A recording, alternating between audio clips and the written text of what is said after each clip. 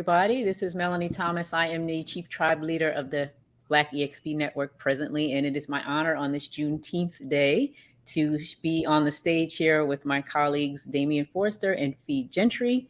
We're going to just have a little discussion today with you guys about the title of this presentation is Black Success and Breaking Barriers, and I couldn't think of two better people to speak on those topics than the folks I have on screen with me right now. I'll start with Miss Fee Gentry, a successful entrepreneur, former board of directors member here with us at EXP, and just a trailblazer for sure in so many ways. And then Damian Forrester, what can I say about this man? 5-time icon, former state broker, or the first state broker of Montana, correct, Damian? That's correct, yes, ma'am. All right, and as far as I understand, also the first Black realtor in the state of Montana? Still trying to find someone to prove me wrong. Okay, so you guys can Google that if you want, but we're going to stick by that story. All right, so welcome, guys. It's so great to see you all today. And I just want to start off by talking to you guys a little bit about our college. I believe you're trailblazers, so I hope you feel the same. But talk to me a little bit about your journeys. I guess, Fee, we'll start with you. Just say whatever you want to say about some of the things that you've accomplished. And as obviously we're all people of color in the real estate industry, some of the barriers or obstacles maybe that you had to overcome to reach that level of success that we described in your introduction there. Sure. First of all, I want to wish everybody a happy Juneteenth, being that I come from the state of Texas where Juneteenth originated from. So first of all, thank you for this. And then, so my journey started before real estate. I've been a barrier breaker, being, one of the first Black women in the United States to own a sports marketing company. I owned a luggage company. So I've, done a lot of different things in manufacturing, holding patents in different things. So that part has been interesting. And so then it carried over into my 19-year career in real estate. So in terms of the barriers, man, where do I begin? I started my career in a small kind of country town in central Texas that they weren't used to seeing people that look like me in the real estate industry. And so I didn't even realize, some of the barriers that I was facing. It was my white broker who pointed it out of some of the things that I faced and challenges that I faced. What else do you want me to speak to in terms of challenges? I always try to block some of those things out, but, just barriers when I go into, a listing agreement, because back in those days, people couldn't see us on social media and see my face on an icon. And so I go to doors for a listing appointment because my face doesn't sound like my voice a lot of times. And where I had people, I open up the door and they, close the door on me. I've had the police called. I've had, where do we begin? There's a lot of challenges that I faced early on in my career. And then I intentionally did things like changed my name from Felicia, didn't change my name, but my government name is Felicia, but I went to Fee so that I wouldn't have any issues with people being able to describe, or say to guess if she's Black or brown or, white or whatever. And then, and not putting my face and making those decisions about not putting my face on business cards or on my signs. I've had a client say, please, I hope that your signs don't have your face on your real estate sign. So those are just some of the barriers and challenges. And then it started in leadership. So when I came to EXP, being the first person in the company to start the Black EXP network, because we were in these rooms of people where we're getting education, training, awareness, but the decisions were being made and nobody who looked like us were sitting at the table. So that's kind of where some of the challenges were.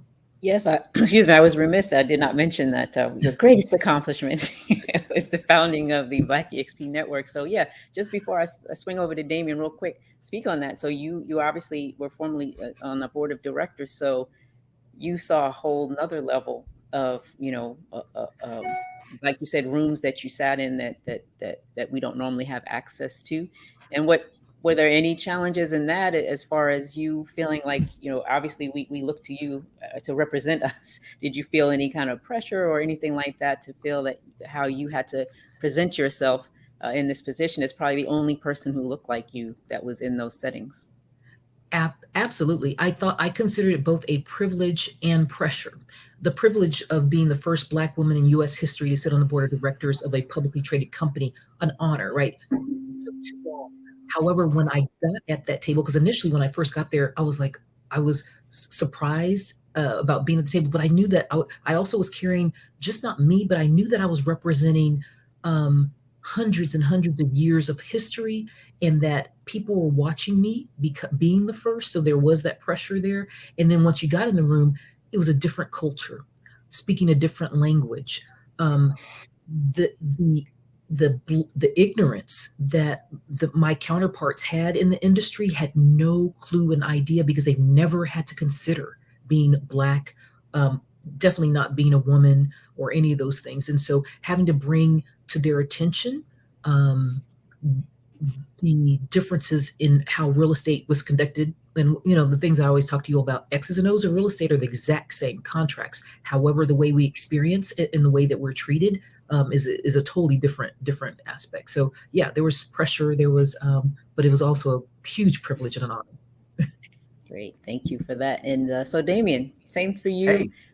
Clearly, you have some obvious things that people might say, okay, to reach where the levels that you reach there, as in Montana, obviously not a large Black population or people of color in general, right?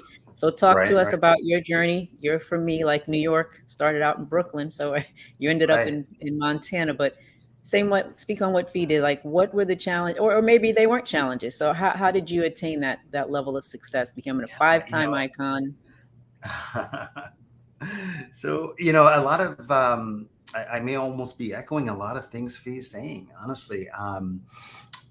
For me, growing up in Brooklyn, New York, single mom, I would say latchkey kid. Some of you guys definitely know that term.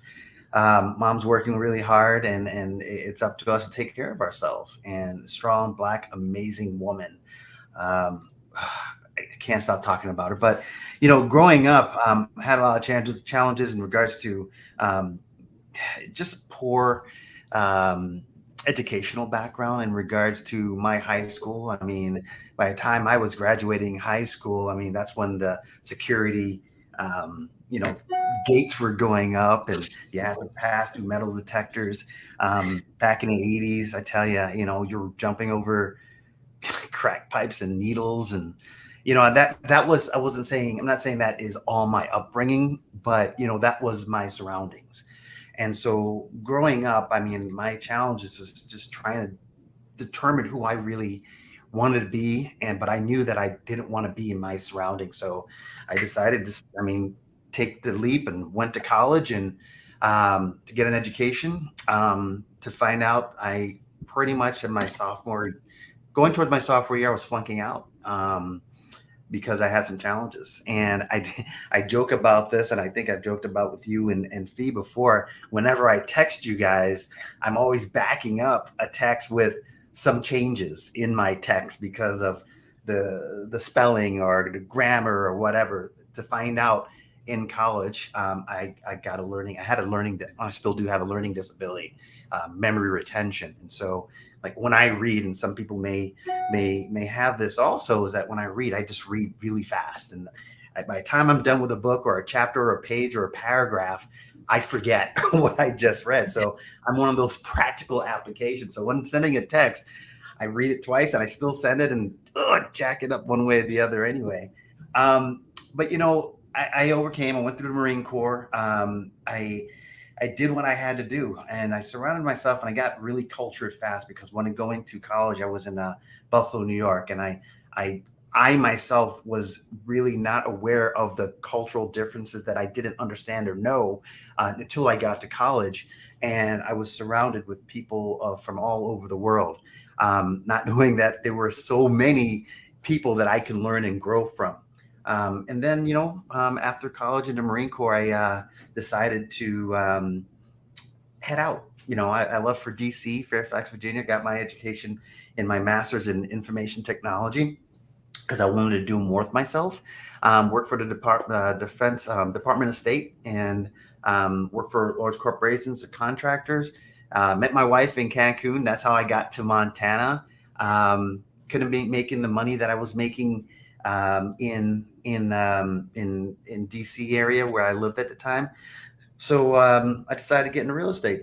My father-in-law owned half a Century 21 at the time, and he, I'm not gonna lie, I was afraid. I was afraid to come to Montana. I did my research, and we are probably still just about 1% minorities here, between Asian, Black, Hispanic. It wasn't a very easy transition. Let's just put it that way. Was it because of my skin color? I think so. But it was more of myself because doing my own research and being afraid of coming into a very vanilla state, I was afraid people would not want to work with me. So I decided to do what I did in the corporate world and put a business plan, a budget, and a marketing plan together. And within the first 6 months, I crushed it. I crushed it. One of my main things was to be a household name. That was my goal. And what happens when you're a household name? Everyone knows you, right? There's probably nowhere that I can go, not just because of my skin color, in the city of Billings, Montana, that someone doesn't know me or I know someone. And I mean, I got stories behind that and how I got to that point. But like Fee, there's many challenges. I mean, I've had doors slammed in my face, by older, by younger. I've had people say things behind my back as I'm walking. I've had challenges competing with my counterparts, for listings, buyers walking away as soon as I open the door, from my car to step out. And I mean, the list goes on, but I persevered. And hopefully we'll talk about some of that here right now. But and I'm hoping to guide you guys to maybe support and assist you to the challenges that I may have that you can overcome. Great, great. So yeah, you mentioned the word persevere. So on this day, what we're commemorating, right, is actually the situation where slavery had ended for everyone in the country except for this group of people down there in Texas. And it took years before they were aware of it, but yet they persevered, right? So I know you talked about the challenges, and Fee, you talked about it, but I know from both of your perspectives, you don't like to dwell on that and make that the focus, the barriers as being our main focus. So speak to that a little bit. So yes, there are always challenges, but what are your guys' opinions of how we as people of color should attack that? Should it be the focus always on the barrier that needs to be broken? I'm sure you believe there still is ground to be broken, right? But what is the mindset that you would like to instill in people? And Fee, as founder of this Black EXP network, what is the mindset that you think is most important? Yes, it's important to remember the obstacles we've overcome and what we've persevered, but what's your attitude about what should be the focus for someone who's trying to, make inroads or succeed as an entrepreneur in our climate in this country? Right. And Damien knows this. It has always been the vision, the mission, and the mantra of the Black EXP network is to be in excellence, and to overcome. We already know the barriers, like we talked about, but so it's very important for us to have the mindset of achievement, of economic excellence, of skill, closing that skills gap. So we've always said, we already know the barriers. We already know that piece of it. So where do we go from here? And so I think that's always been the mission and vision, to be our best.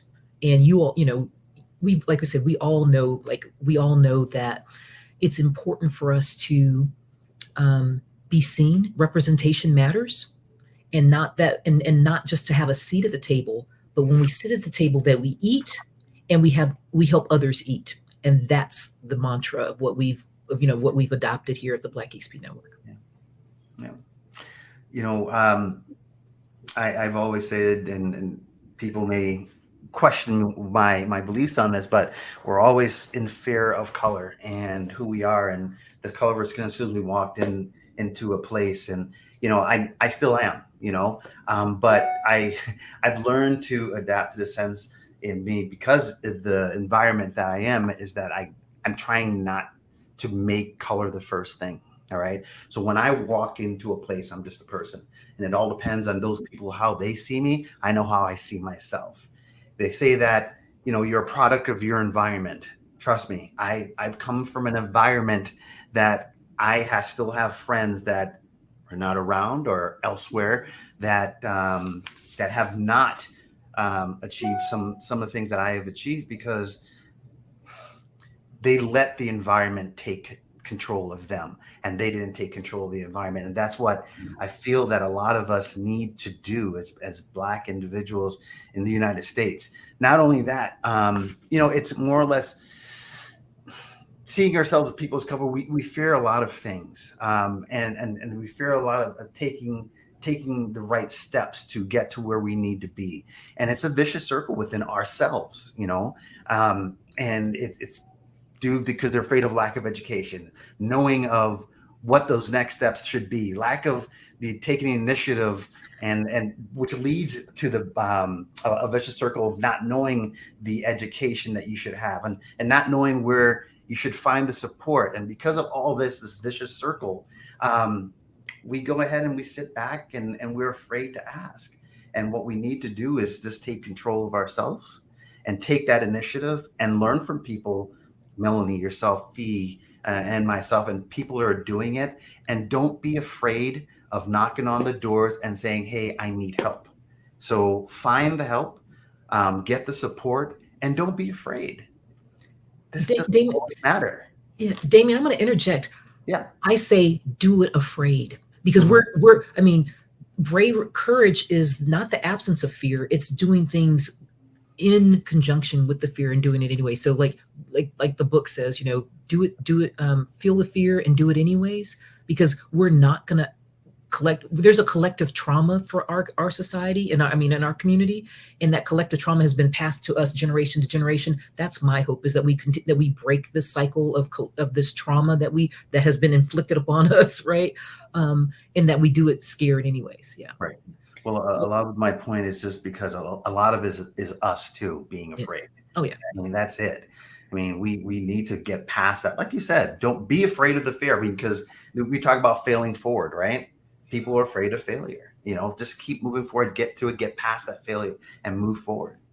But yeah, well, I agree. Let me on that, kind of related to that. So yes, what you're saying, what I hear you saying is sometimes we are in our own way, right? And we need to get out of that way. So a lot of that fear, a lot of that hesitation or belief that there are so many barriers that they're insurmountable comes from like self-limiting beliefs, right? Yeah. So obviously you guys have shown and proven that you can achieve things, if you put yourself in the right rooms, in the right situation, and you educate yourselves accordingly, right? So that comes along with a perception sometimes, and let's get a little real here, that people will say, well, you're selling out, or you're not keeping it real, or this and that, because you do have to educate yourself. You do have to step outside of your comfort zone. You do have to get in rooms where people don't look like you and be comfortable there, right?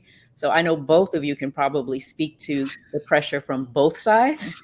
Let's keep it real, that you sometimes feel when you're trying to achieve and like you said, Damien, ask for the support. You might have to work with allies. You might have to work with people who don't look like you to teach you the skills or or get you into the places that you don't normally have access to. So how have you guys navigated that kind of sitting between both worlds, as it were, and still maintain your integrity and your belief and your belief systems, but also at the same time, letting other people know you have to step outside of your world to expand yourself and grow? Me, you, whoever wants it.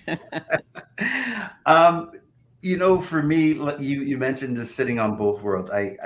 When I call someone, they don't think I'm Black sometimes because of the way I sound, and I'm like, what is Black supposed to sound like, right?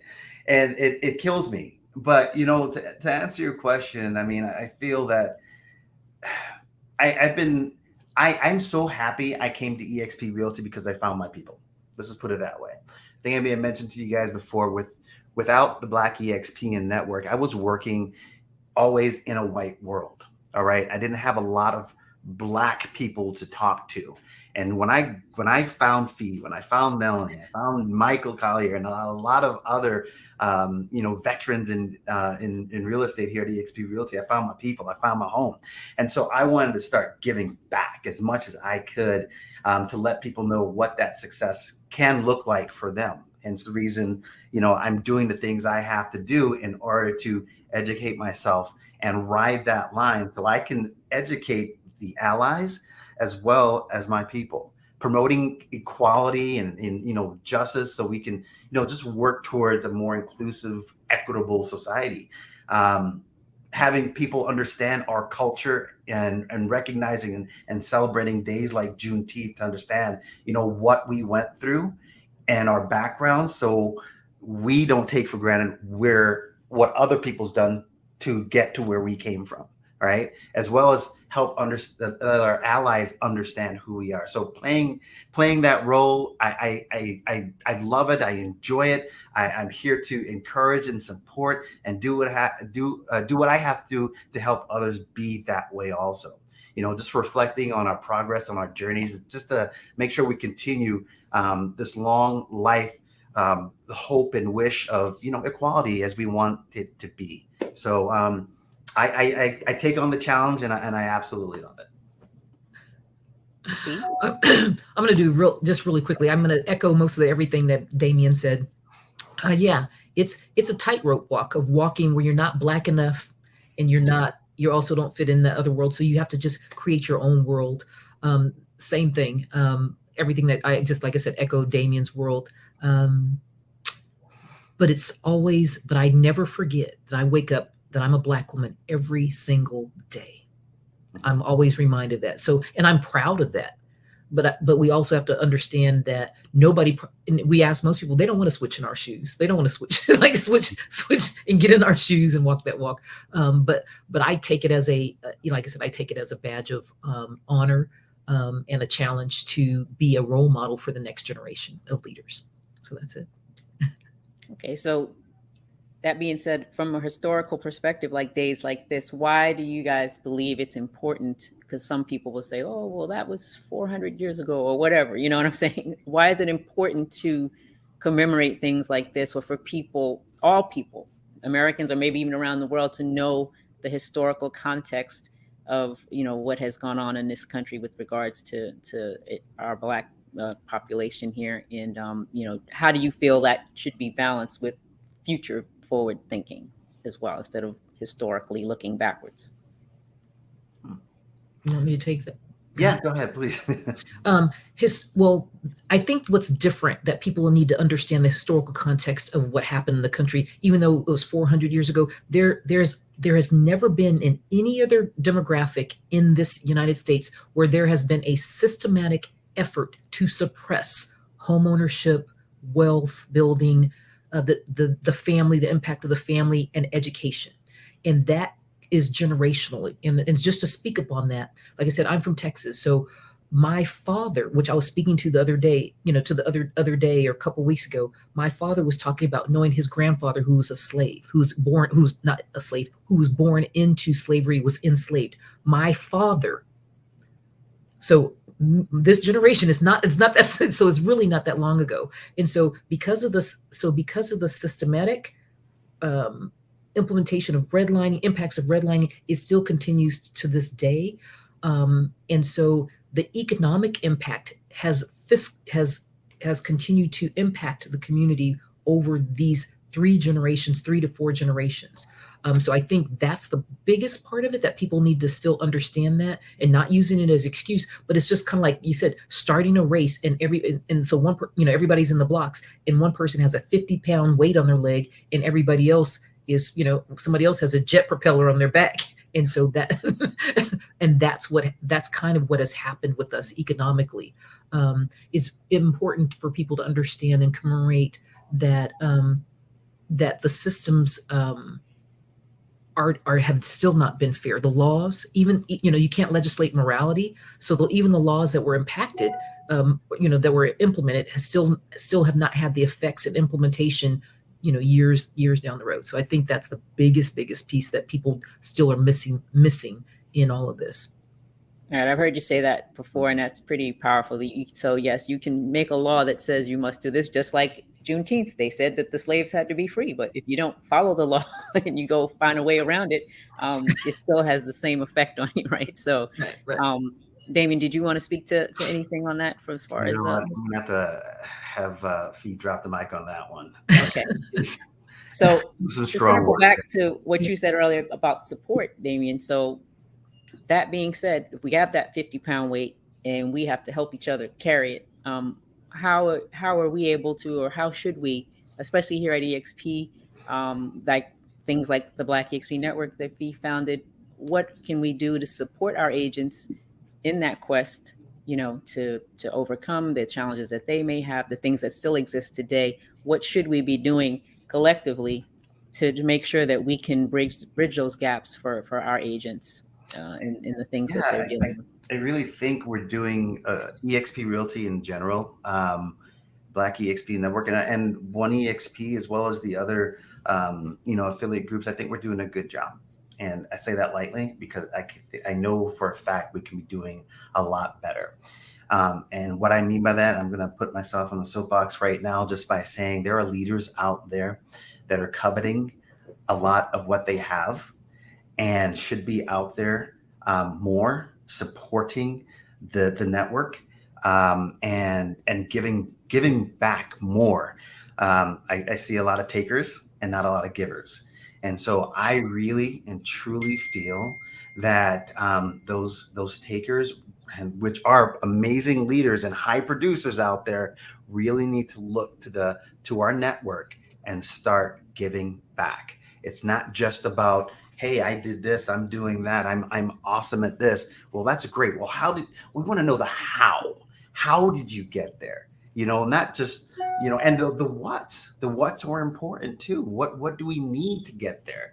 So come out, take that time. You got there for a reason. We want you to share and give back. And so we need to come together as leadership in our own network and reach out to those individuals and say, hey, bring back what you have here and put it out there. And one of the things that I know that we're doing, which is great, is the Agent Accelerator Academy.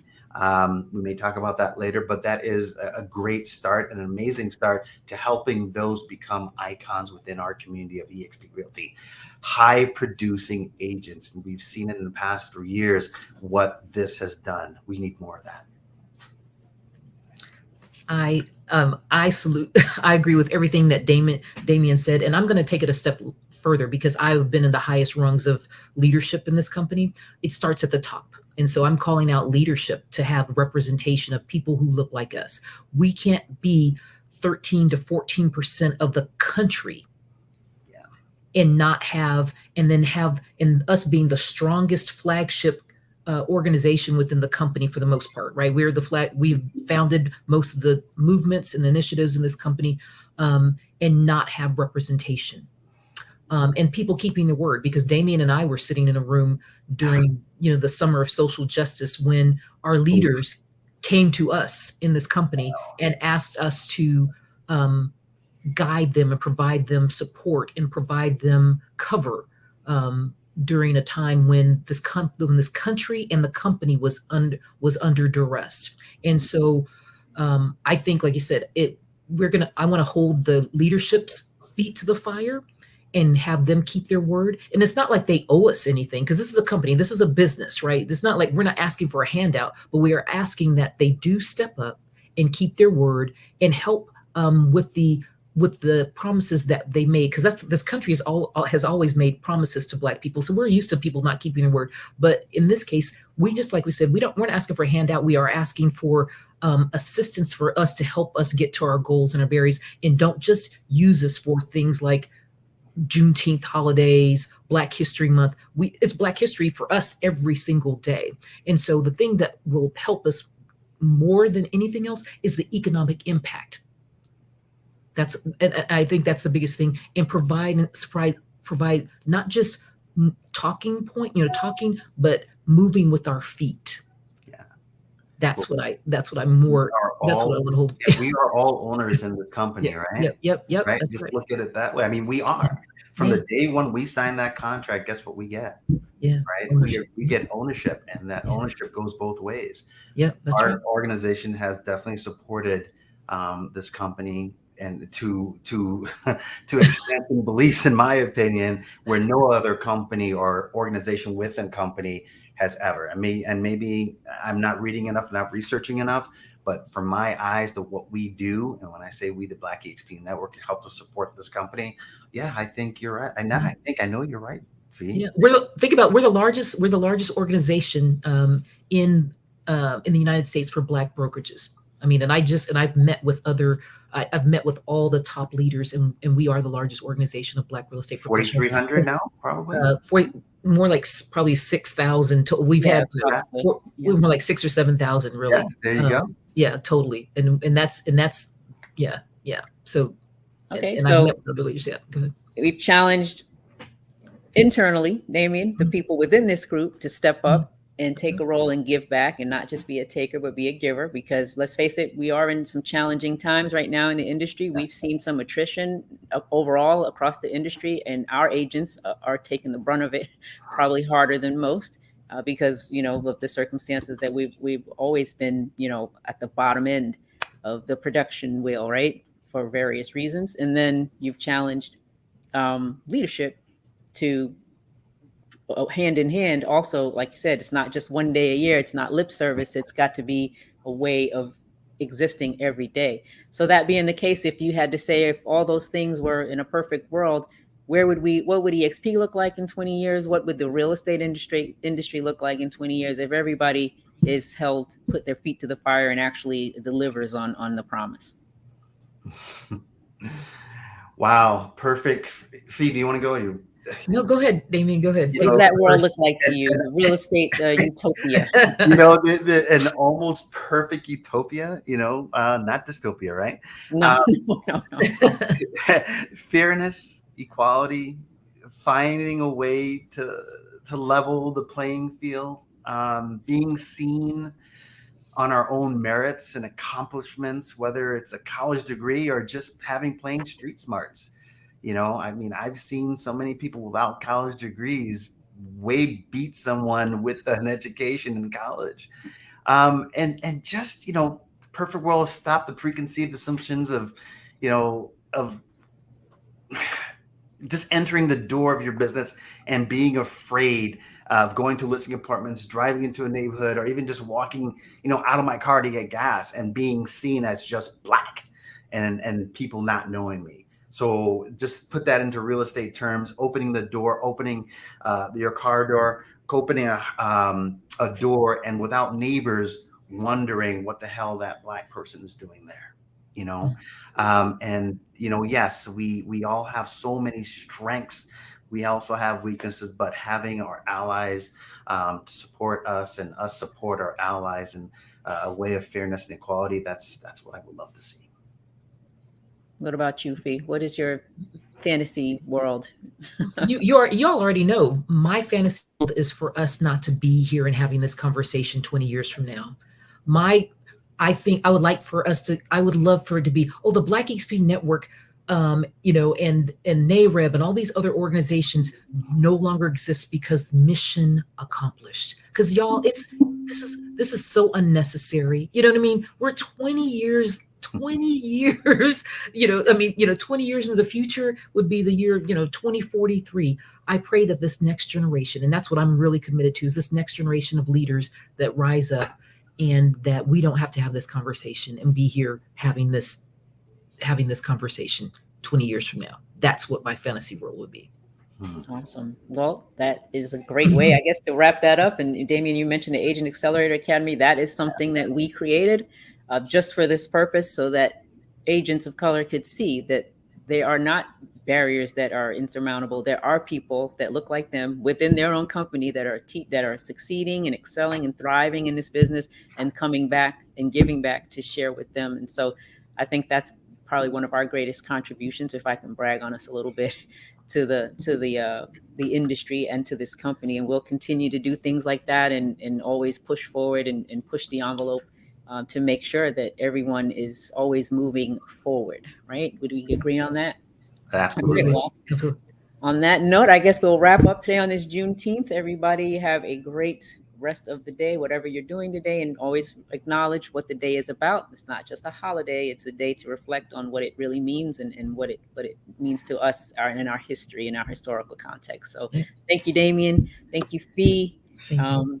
I guess As we'll always. see everybody on the other side. That's right. This is our little farewell greeting. Yeah, Wakanda yeah. forever. Forever. Right. Welcome You that forever. don't know, Yep. join the group. You'll understand. That's right. Y'all take care. Bye-bye. All right. Thanks for having us, Melanie. Thank you. You did a great job. Melanie. Thank you for having us on, Melanie.